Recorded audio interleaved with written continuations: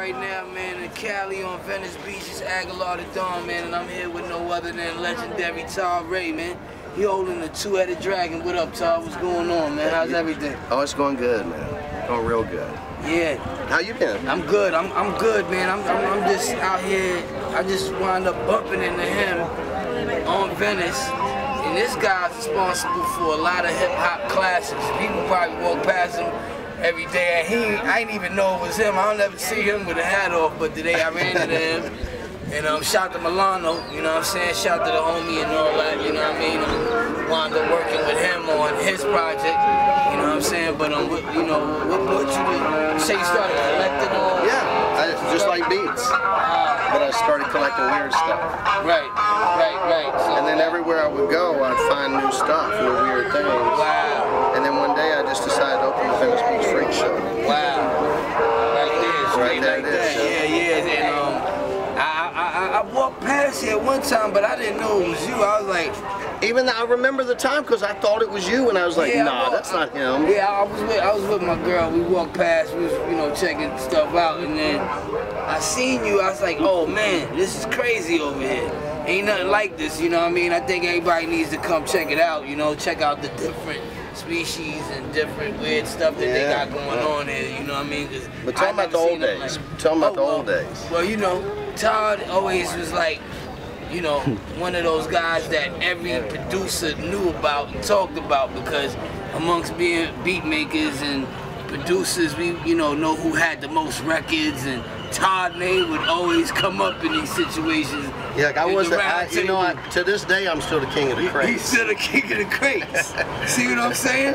And when it came to collecting records and samples and beats, you know, he always was at the helm, and I just feel like, you know, me, you know, as a producer, MC, and, you know, having that, just knowing that he came with a lot of heat, man. We gotta salute you for that. You know what I'm saying? And same for you.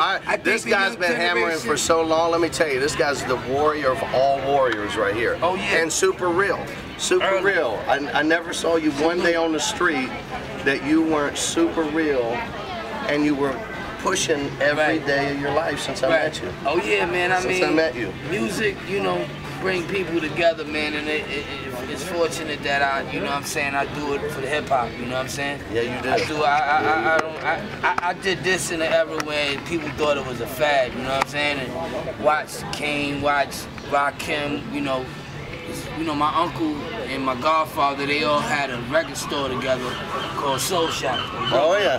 And you know, I was right there when hip hop was being born, so that alone, and then to go up, have worked with EPMD and all the great artists, Kane, Pun, G-Rap, KRS, you know, that's like, it just was like a blessing on top of that, knowing that you're working with the most elite, dopest artists that the game had. That's right. Shout out to Paris Smith and Eric Sermon, you know what I mean? And, you know, all the people, man, that, you know, I know on the deck. But this man right here, Todd Ray, salute him. Anytime you pick up a Big L album or old Artifacts joint, or Cypress Hill, you know, G-Rap. You know what I'm saying? Well, how many other joints, man? Let us know. I mean, you know, from the Yes You May remix, Big L's first appearance, to Back to the Grill Again, that put Nas on the map. I helped him get his deal through that song. Brought him out to the studio and said that night, I'll tell you exactly how it happened. I said that night, I said, this kid is such a poet. And when he told me that night that he didn't have a deal, you know what I did? I got on the phone with Faith Newman, and I said, you know Faith, and I said, Faith, this young man right here, he's got skills that I haven't seen in a long time. Like, this kid deserves something. You know what she said to me? She said, I've been looking for Nas. You got him in the studio? I said, not only do I got him in the studio, he just dropped a verse. We had 10 MCs in there, and I told them whoever kicks the best verse gets on the record. He was on the record. Wow. And he got the record deal because he was on that record. Wow, and that's history. That's real history. That's how he got it on. Yeah, that's how he had. That's how it happened. With Search and yourself as a dope beat maker, I mean, like, what inspired you now? What do you think hip hop is now? I would like to know, what do you think your perception of what hip hop is still alive, but it's they keep trying to kill it, but they just can't kill it. And you know, as long as people like us are alive, it really won't matter what they're doing on the radio.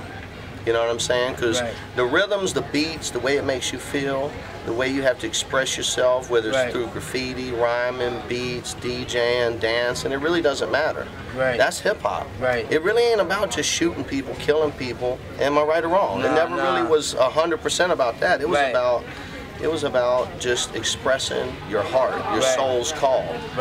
And when I came out of the woods of North Carolina, a white kid with long hair. I don't know if you remember. I remember. I used to have hair down to my ass. You used to have your hair back like this. And see, you still remember. He still remembers. Look at that.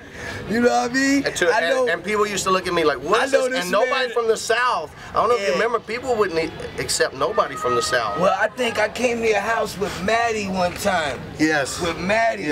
And I just happened to just look in his living room, and there was just endless records.